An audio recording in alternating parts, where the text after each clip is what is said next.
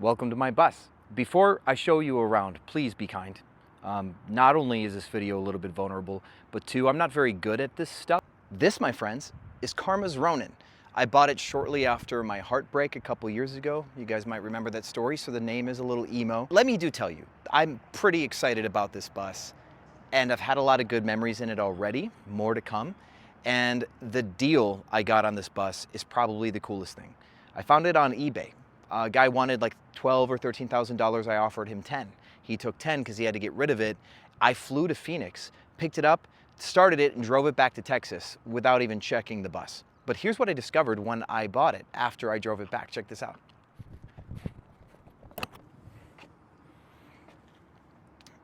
This generator is a 10,000 watt diesel power generator that plugs into the gas tank. This generator new would be worth more than $10,000. And it runs great. I just had it serviced. So in a way, I got the bus for free with the generator. Here's what else came with it. This is why I'm so lucky. I'm so grateful for this bus. So from here, you can see there's 1, 2, 3 air conditioning units already set up in this bus. This bus was a Homeland Security prison bus. There's actually still bars on the windows that I covered up.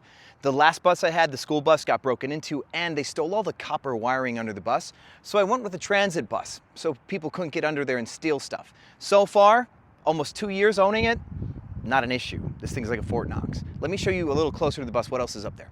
See that dish? That's some Starlink right there. When I was on the West Coast last summer, that Starlink had like 50 megabyte upload speed and 200 megabyte download speed, because right on the 101, there's nobody there using Starlink. So it was like I had it all to myself right on the ocean. It was amazing. And then you'll see these 3 black panels that are so professionally put on by 2x4. Those are my solar panels. I just picked up some new ones in January before I came back to Texas. They're like commercial grade. They're normally about like $800 or $1,000 a panel, but one of my Burning Man friends hooked me up because he knew my bus needed it. And the reason why is because my refrigerator went out while it was getting worked on. That white stuff, because I did body damage to it. My solar system wasn't powerful enough even to power the fridge. When I came back in 2 months later, it was the grossest thing I've ever had to clean in my life. Like I still am almost throwing up just thinking about it. So let's go inside. Let me show you around. Ladder at the entrance because I have to take that out all the time. I've got upper storage that I built here. Yes, it's not sexy, my friends. Let me turn this around. Let me explain. It's not supposed to be sexy yet. You guys may know that my initial plan, oh, don't fall. You guys may know that my initial plan was to turn this into an Airbnb. And I've never done a renovation like this before. This is my second attempt. And I decided I wanted to kind of build things temporarily to see how it could flow. I've also did some like MacGyver stuff. That is to power the batteries for my solar system from the engine. I've got a new one, by the way, but that's been clutch because my old solar system didn't have enough power, so that would recharge my batteries to help the refrigerator run. This thing's a tank though. This is a 40-foot like Bluebird transit bus with a Cummins diesel engine. It's a monster. And yeah, this is where I drive, right here. I had to cut the horn because every time I would turn left, the horn would turn on. And I would offend so many people. So this currently doesn't have a horn because I was under the bus clipping every horn wire there was. And once I fix the column issue, then I can fix the horn. Not sure if I should confess that. That's probably against code. The inside of the bus, also a lot of wood. Let me explain. So this is my kitchen. There's a deep freeze right here. And then my kitchen appliances. Of course, I've got good quality coffee. Even though this place looks like trash, I still make sure that I've got quality coffee here. This actually grinds the beans. That's the only thing I care about. If I can wake up in the morning and have my coffee, I'm fine. I've made leg of lamb in this air fryer, by the way. Air fryers are the bee's knees. They're so good. Now, it's really cluttered because I had a lot of stuff in the area because I went to Burning Man last year and then I stayed on the West Coast for like another 3 months and then came down to Scottsdale to get the bus worked on with my ex-girlfriend, vegan influencer from Europe, and she wanted to see the West Coast while she was in the United States.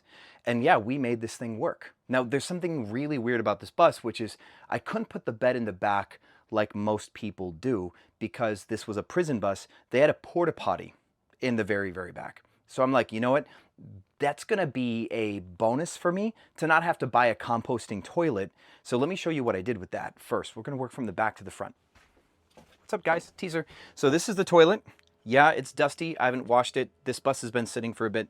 But what I did is I cut this away. this was just a steel box. I still have to figure this out and I want to put a panel over it. But now this is a composting toilet where I can pull all this stuff out. And the number 1 goes to the bottom and gets drained into a black water tank. And the number 2 gets caught here, like almost any other RV composting toilet. So that's that. Yes, this thing is ugly. Don't judge. I ask for your kindness. This thing is absolutely trash ugly. Let me show you some more ugly. This is my shower, okay? Look at that. I just screwed this into the ceiling here. All the water, all the plumbing, all the electrical I had to do myself.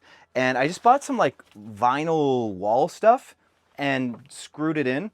This already had a drain in the floor because I think with the prison bus, what they do is they like just deck mop and they would just push all the water through a hole in the floor. So I just decided to keep the shower where that was, because modifying the bus any more than necessary was dumb. I made this countertop here. I used a paper and then I used an epoxy. I'm building the shelves from scratch myself here, so that's why there's no front on this. I swear to God, guys, this will hopefully be pretty when I actually do it the right way, because I wanted to Airbnb it. And I've just made 1,000 mistakes. This bus is functional, but it is ugly, so there's no way, if I completed it the way that I planned right now, that it would ever be attractive. No way. So I've got to rethink some things and get it like attractive. I might hire a contractor, actually, people who are actually good at this stuff. So here's where a couch is going to go. And I set it up that the platform for the couch can actually go up against the wall, and then you can make a queen size bed right here. That way I can sleep more people, mostly because of Burning Man. My Burning Man camp asks us to like host people for free inside of our RVs, just because we have limited amount of square footage, and a bus takes up a lot of space. So I will probably host like 4 people sometimes in my bus. Just kind of a good neighbor, State Farm is there kind of thing. Now, here's some more ugly. This is the water for the shower here, right? So my water tanks go under the ground, and then this is a hot water tank. So I've got 250 gallons of water under the bus. And then this is an 8-gallon hot water thing that goes up here and then comes up over the top.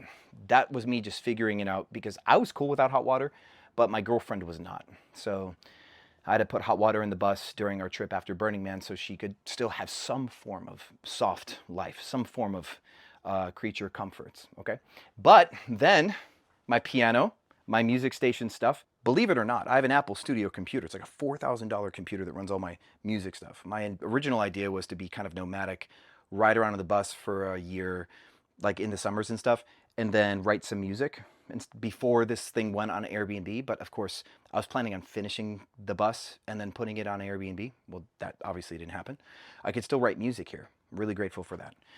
Extra upper storage to hold suitcases. That would have made sense for Airbnb.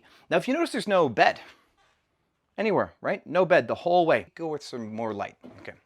Most beds normally go in the back of the bus, but the bathroom's back there. So lo and behold, I made a Murphy bed. This is a king-size Murphy bed behind this wall here. And yeah, it's an ugly plant wall. I was trying to do something with it. Just trying to figure out what the face would look like. But let me drop it for you. Let's see if I can do this one-handed. Okay. Going down.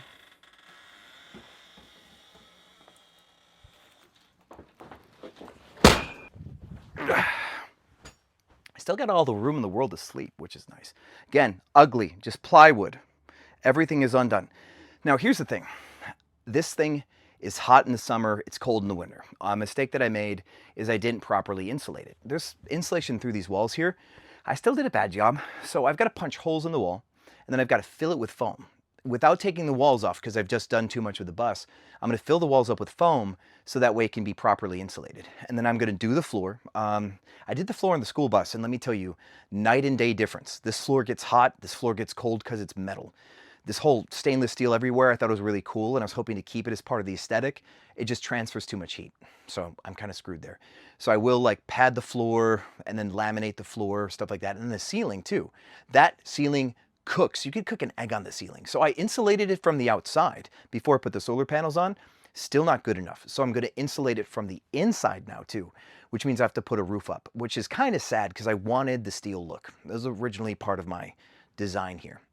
The key to a space like this that is livable, where Airbnb guests wouldn't complain, would be that you could turn the AC on, you could get it to a certain temperature, and it would stay there. Otherwise, these AC units will eat all the electricity, which means I'd be burning like an extra 5 gallons of diesel a day, or my battery system would need way more, what's the word? Solar charge capability. And I would like this thing to run on as little diesel as possible. So if I insulate this well, I can use less AC and less maintenance AC to keep it cool during the times that it needs to.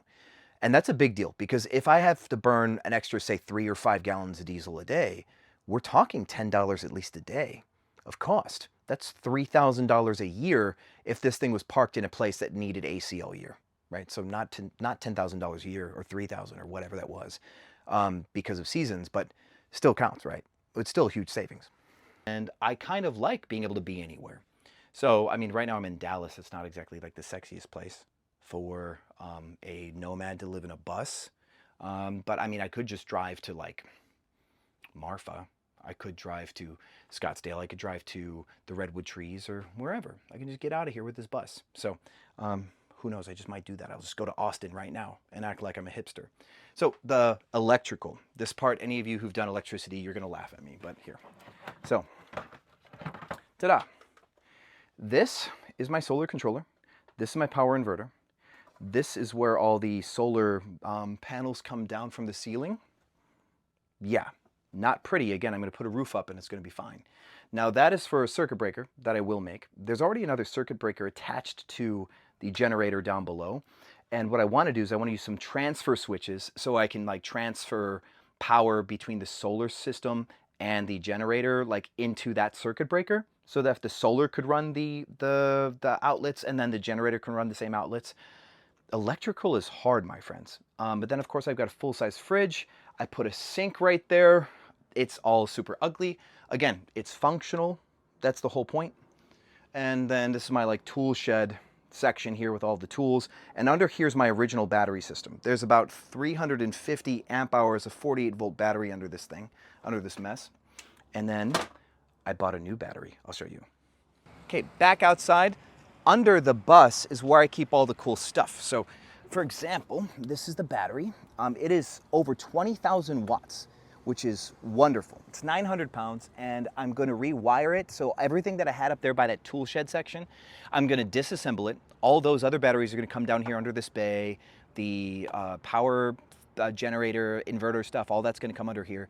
And it's going to run off of right next to where my piano is. And then that front area, I'm going to make like a dining table. So I'm actually going to have that.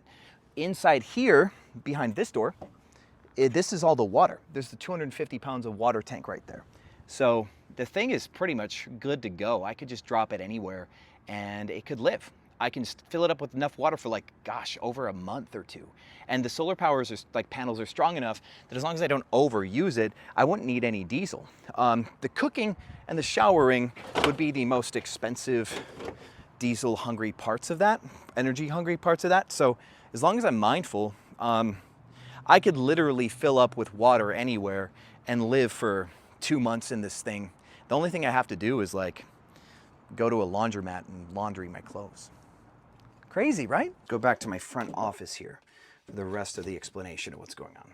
As far as the aesthetic for the bus goes, I found some sites like on Alibaba that sell really cool paneling, facades, wall coverings, just some really cool stuff. I want the inside to have a Japanese look to it. Now that I figured out where everything's going to go, I can start to build out the kitchen. I can start to make the Murphy bed actually attractive on like the inside where the headboard would be and the face of it.